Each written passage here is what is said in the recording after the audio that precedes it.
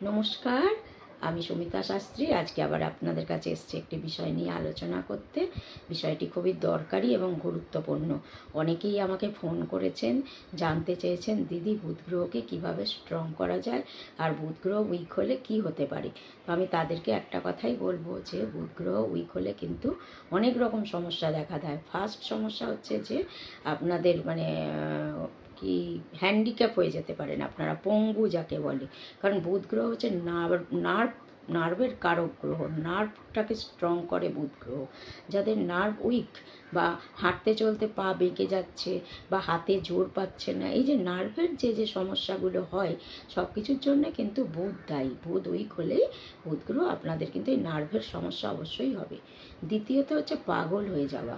নার্ভগুলো নষ্ট হতে হতে হতে এমন জায়গায় পৌঁছাবে যে আর ব্লাড সার্কুলেশন বা অক্সিজেন সেখান থেকে সাপ্লাই দিতে পারবে না।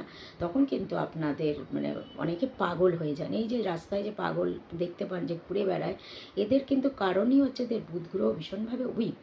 এবং এরা জানে না যে এই বুধ গ্রহকে স্ট্রং করা যায়। নানা রকম উপায় আছে, যার জন্যই এ পাগলা হয়ে যায় বা কি বলবো যে রাস্তাঘাটে এইভাবে ঘুরে বেড়ায়। কিন্তু এটা সেরকম কোনো ভাইটাল রোগই নয়। এটা থেকে আপনারা অবশ্যই মুক্তি পেতে পারেন, কিন্তু তার জন্য কিছু নিয়ম আপনাদের পালন করতে হবে। সেই নিয়মগুলো যদি পালন করেন অবশ্যই সুস্থ থাকবেন। ভালো থাকুন, সুস্থ থাকুন।